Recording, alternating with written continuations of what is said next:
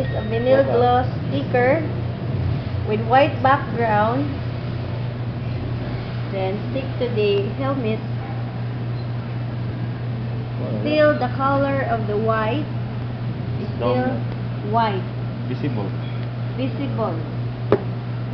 Unlike the clear sticker.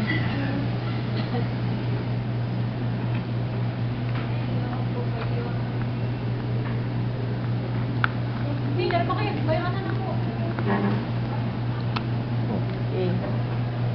That is a clear sticker, and then compared to vinyl gloss with white background. So see the difference. If the clear sticker sticks to the helmet, the color will adapt. The clear sticker will adapt the color of the helmet or the item where the sticker will be stick on.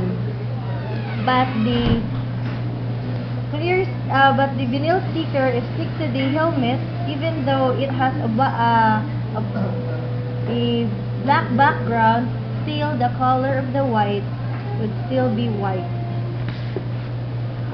Okay.